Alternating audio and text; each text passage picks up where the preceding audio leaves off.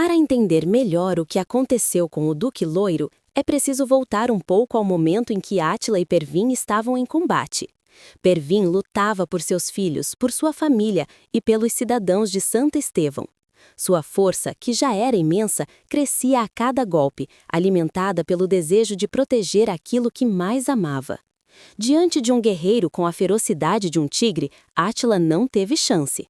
Mesmo armado com uma adaga, tentou cortar o duque, mas seu braço foi firmemente segurado e neutralizado. Logo em seguida, a adaga foi lançada para longe. Átila ainda tentou resistir, mas o Duque Loiro era visivelmente mais forte. Bastou ao Duque de Charles erguer sua espada e colocá-la diante do peito do traidor. Restava a Átila apenas uma saída: render-se. Quando os cavaleiros de Átila tentaram interferir no duelo, o Duque de Charles os advertiu de que, se o fizessem, manchariam a honra do próprio monarca. Era um duelo e ninguém poderia se meter. As regras haviam sido ditadas antes mesmo do início, e Átila sabia disso. Por isso, ordenou aos seus cavaleiros que recuassem. Ele era o perdedor, e sua vida estava nas mãos do vencedor. O Duque Loiro, no entanto, colocou a mão sobre o ombro de Átila e lhe disse que não terminariam ali. Ele sabia que, para ter cruzado tantas fronteiras e chegado tão longe, Átila havia recebido informações de dentro. Ninguém tinha ido tão longe sem apoio interno. Por isso, o Duque de Charles estava ciente de que precisava cortar o mal pela raiz e eliminar os traidores dispostos a destruir o próprio império apenas para tomar o poder temporariamente. Sem escolha, Átila se rendeu. Estava derrotado. A partir daquele momento, os dois passaram a agir juntos sob um trato que Átila deveria cumprir. Veriam até onde Leblon conseguiria chegar. Embora desgostoso da situação, Átila sabia que, se quisesse sobreviver e voltar para suas terras, teria de cooperar. Pervin já tinha clareza de que Leblon estava por trás de tudo. Também sabia que o conde Seber estava envolvido, embora houvesse outros apoiadores ocultos. Assim, naquele campo de batalha, o destino de Leblon havia sido selado, ainda que ele não soubesse. No presente, Leblon se via acuado. Tentara impor sua vontade contra Irina, mas ao perceber que Pervin estava vivo, a duquesa sorriu em meio às lágrimas, como se sua vida tivesse sido restaurada. Amarrada, ela olhava para o marido como se estivesse se apaixonando por ele outra vez. Leblon, incrédulo, encarou o Duque de Charles diante de si. Virou-se para Átila furioso, exigindo explicações de como havia sido enganado. O monarca respondeu que, no reino de Kruger, o derrotado deveria entregar tudo ao vencedor. Ele havia perdido o duelo e, portanto, não tinha escolha senão seguir o plano do Duque de Charles. Enfurecido, Leblon ordenou que prendessem o traidor e retirassem Pervin e Átila de sua presença imediatamente. O Duque Loiro, contudo, não aceitou em silêncio. Declarou aos soldados que haviam sido enganados pelas mentiras de Leblon e por isso não os responsabilizaria. Mas dizia que era preciso deter aquele demônio antes que fosse tarde, e somente assim tudo se corrigiria. As palavras do Duque deixaram os guardas em situação complicada, pois agora ele reivindicava ser o verdadeiro sucessor legítimo da coroa. O guarda hesitou, pois não sabia quem estava dizendo a verdade. No entanto, Leblon afirmou que o Duque de Charles estava com o apoio do rei Átila e tentando invadir o império. Aos gritos, disse que se todos tinham entendido, deveriam ir depressa e prendê-lo. Os guardas chegaram a ir na direção de Pervin, pediram perdão e explicaram que estavam apenas cumprindo o comando do imperador. Porém, ao ouvir os soldados chamarem Leblon de imperador, o Duque de Charles não conseguiu se conter. Ele então disse a Leblon que, se realmente fosse o imperador, quem estava diante deles naquele momento? Quando pronunciou tais palavras, o imperador César retirou o capuz que mantinha sua identidade escondida até então. Leblon, ao ver o meio-irmão, ficou pasmo. Para ele, tudo estava acabado. César havia retornado e colocaria os pingos nos is. Trêmulo, começou a implorar por sua vida, dizendo que algo errado havia acontecido e que aquilo só podia ser um fantasma. César segurou o braço dele e perguntou se já havia visto um fantasma vivo. Leblon, atônito, não acreditava que César ainda estivesse vivo. O imperador, olhando para o traidor, questionou se ele realmente acreditava que seria ingênuo a ponto de recebê-lo em seu escritório sem fazer preparativos. Revelou que havia obtido o antídoto para aquele veneno com bastante antecedência e que esperava, do fundo do coração, que Leblon não fosse tão longe. César contou que até chegaram a realizar um funeral para ele, mas que, com a ajuda do Duque de Charles, permaneceu escondido por um tempo. Agora, em segurança, deixou claro que nunca havia passado o trono para Leblon, que não tinha qualquer direito de ser imperador. Ele segurava um documento antigo, a prova de que Leblon não era filho do falecido imperador Avelino. Com a revelação do legítimo imperador e as provas contra Leblon, os soldados se enfureceram. Chegava a hora de ele responder por todos os crimes. César declarou que a execução já decretada uma vez seria finalmente cumprida. Ainda assim, Leblon teve a ousadia de pedir por sua vida, chamava César de irmão e dizia que tudo não passava de um mal-entendido. Tentava apelar para o sentimentalismo, lembrando da infância que compartilharam e de que haviam crescido juntos como irmãos. César, apertando o documento nas mãos, admitiu que por um instante pensou em mostrar piedade. Os vínculos que partilhavam amoleceram seu coração, mas logo recordou que foi o próprio Leblon quem havia traído e destruído esse laço. Por isso, ele não poderia pedir ou implorar mais por sua vida. De costas para o traidor, César decretou que a execução seria realizada ao amanhecer.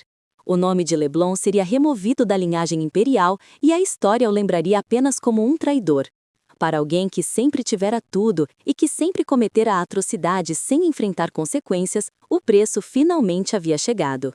Em sua última ação desesperada, Leblon ainda implorou para que César tivesse piedade, dizia que não havia agido por mal, mas sim por não ter tido uma escolha melhor na vida. Suas palavras, porém, soaram como um insulto à inteligência de qualquer um. César respondeu que não havia capturado apenas um traidor, mas que também havia perdido um irmão. Leblon não tinha do que reclamar. Teve a proximidade de um imperador como irmão, um império como herança, o título de duque, uma mansão, bajuladores e sempre contou com César passando a mão sobre sua cabeça e encobrindo seus erros. Mas nunca fora repreendido da maneira correta, mesmo após todas as maldades que cometera. Ele teve uma família, um lar, uma esposa e um filho. Também teve a oportunidade de crescer como pessoa.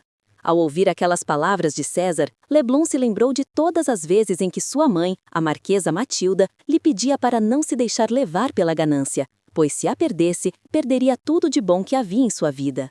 Naquele momento, ele se jogou no chão. Sabia que tinha ultrapassado todos os limites e que aquela barreira já não poderia ser rompida nem por ele.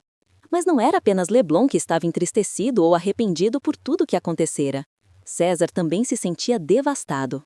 Aquele homem caído não era apenas um traidor qualquer, era seu irmão, a pessoa que crescera ao seu lado. Era o mesmo homem que havia envenenado e matado a imperatriz que César tanto amava, mas também o tio amoroso de suas filhas. Era o irmão de quem ele precisava abrir mão por causa de um comportamento descontrolado. Culpando-se, César não queria ser observado por ninguém presente. Apenas deu a ordem e saiu do recinto. O Duque Pervin sabia que o imperador não tinha culpa pelas escolhas equivocadas que Leblon fizera ao longo da vida. Enquanto Pervin falava, ouviu Irina dizer-lhe que não era hora de se envolver na vida familiar dos outros, mas sim de cuidar daquela que tivera o coração partido de tantas formas, acreditando que o amor de sua vida havia morrido. Pervin pediu desculpas, lamentando profundamente. Não queria que Irina tivesse passado por tantos momentos dolorosos, mas deixou claro que precisara agir daquela forma para desmascarar a corja que se infiltrara no império. A protagonista, no entanto, não quis ouvir mais nada. Colocou um dedo nos lábios de Pervin pedindo silêncio. Naquele instante, palavras não precisavam ser ditas, apenas o olhar e as batidas do coração eram suficientes. Os olhos azuis e o rosto avermelhado de tanto chorar não mentiam. No início, Irina tinha pavor de imaginar-se presa em um mundo de fantasia. Mas agora, aquele mundo de faz de conta era tudo o que lhe restava. E o marido, de quem sempre quis se divorciar desde o começo, tornara-se seu porto seguro, a pessoa que jamais pensaria em perder. Os dois saíram dali de mãos dadas. Havia muito a ser feito, e o Duque Loiro estava ansioso para rever os gêmeos. Mas, para Leblon, as coisas não seriam feitas de corações e flores.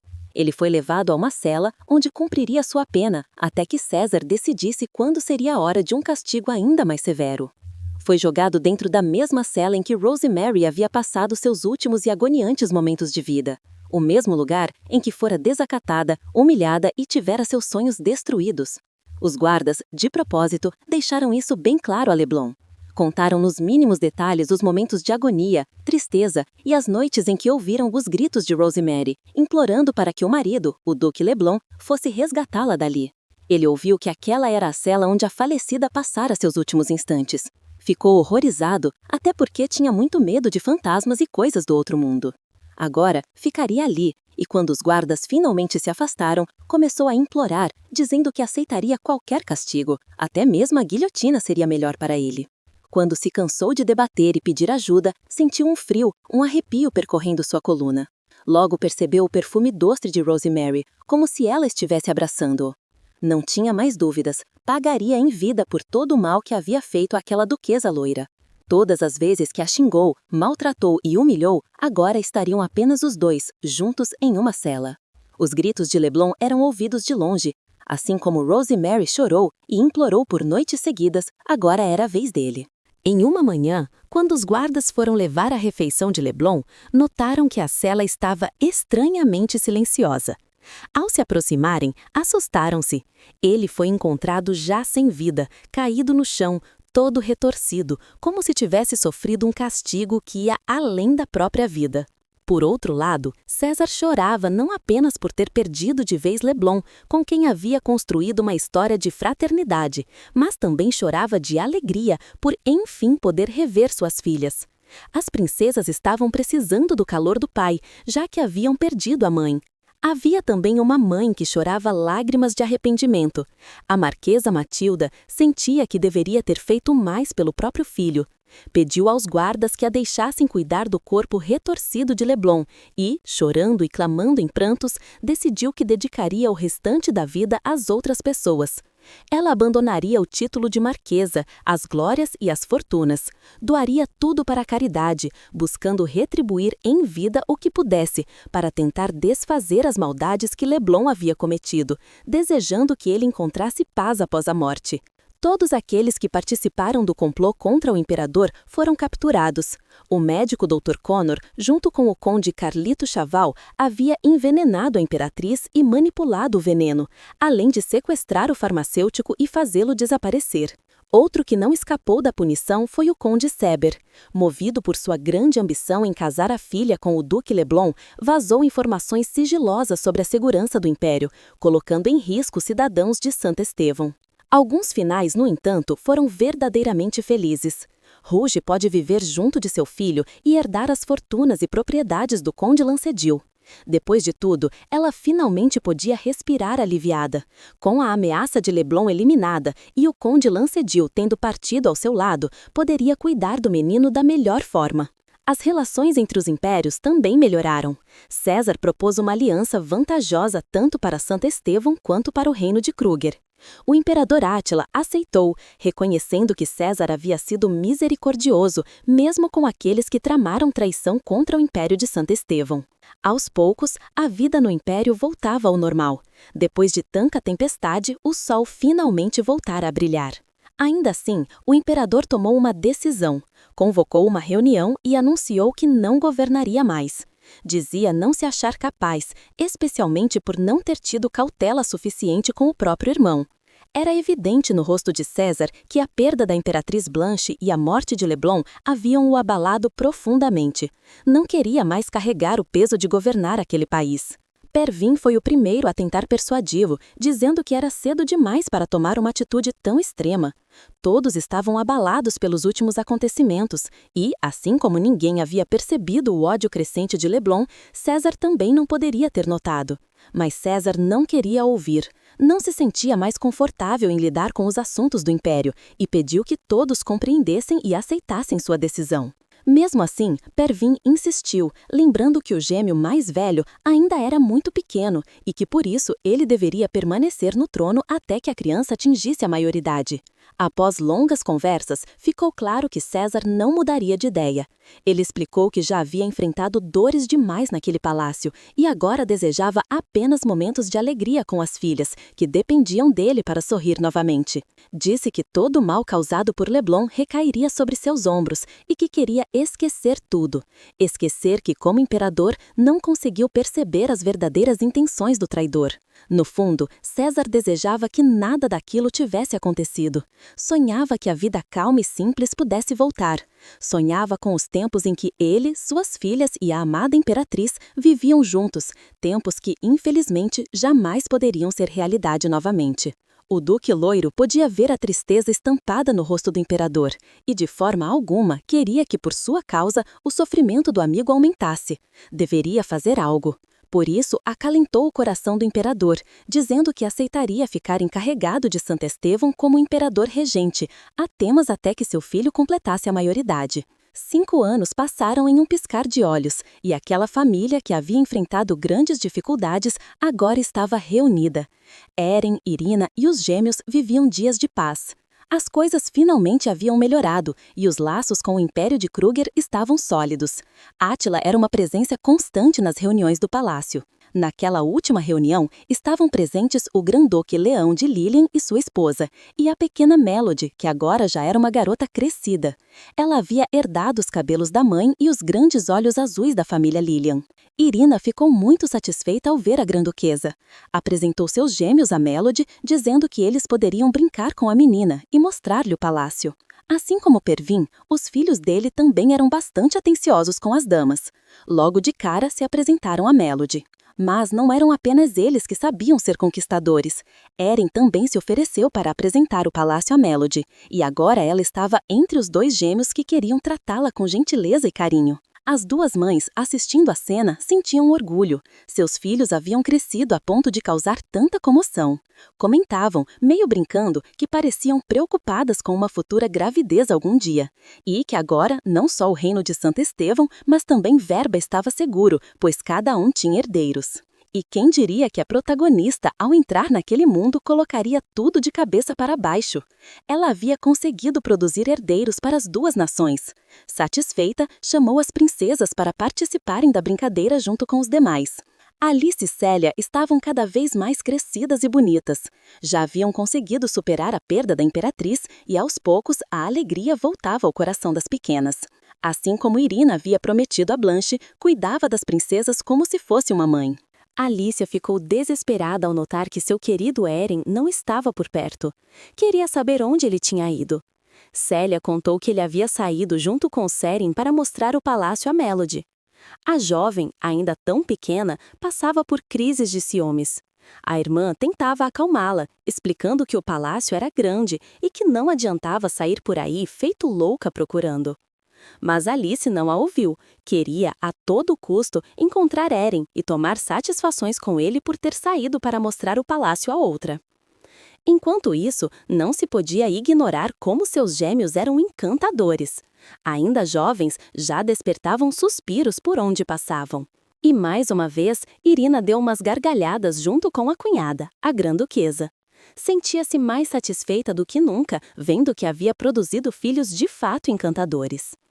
As 2 observavam com orgulho quando Alicia finalmente encontrou Eren e lhe deu um puxão de orelha, perguntando por que ele havia saído sem avisar. Seren também não ficava para trás.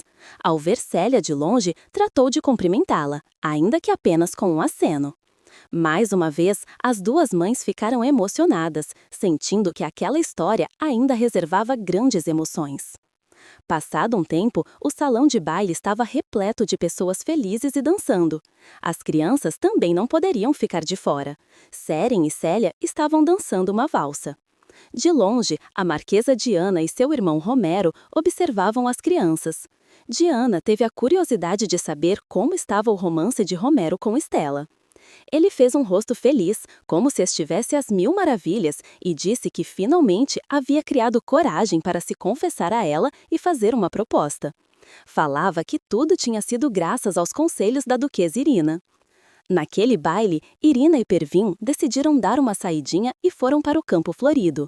Ali tinham lembranças especiais, e ao passarem por debaixo do visco, lembraram que o primeiro beijo de amor verdadeiro dos dois havia acontecido justamente ali. O Duque Loiro continuava apaixonado como sempre e disse a Irina que poderiam repetir o gesto várias vezes. Tocou o rosto dela e afirmou que beijar a pessoa amada debaixo do visgo simbolizaria ficar com essa pessoa para sempre. Sem perder tempo, Irina beijou seu marido apaixonadamente para que a sorte do visgo permanecesse em suas vidas para sempre. Como nas primeiras vezes, os dois ainda ficavam avermelhados, como se fosse a primeira vez que se beijavam.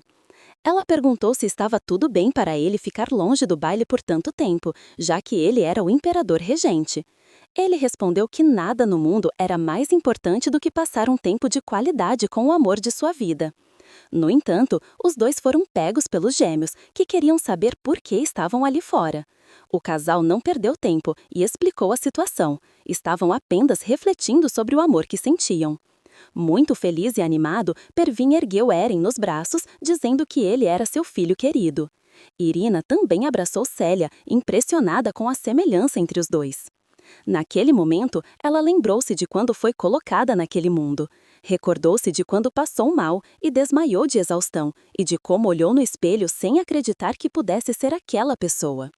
Arrependeu-se de todas as vezes que quis se divorciar de Pervin, sem sequer dar a ele a chance de se mostrar um marido doce e apaixonado. Mas também lembrou-se de como os dois foram se aproximando com o tempo, e agora, olhando para os olhos do marido enquanto estava com os dois filhos ao lado, sentiu que não poderia ter uma vida melhor. Se existisse uma força superior que a colocou ali, ela queria apenas agradecer. Assim como eu, agradeço a vocês por terem acompanhado esta história durante todo esse tempo. Infelizmente, esta narrativa chega ao fim. Passamos momentos divertidos com as aventuras do casal Pervin e Irina. No entanto, neste canal existem muitas outras histórias. Espero que continuem sempre conosco. Bye bye!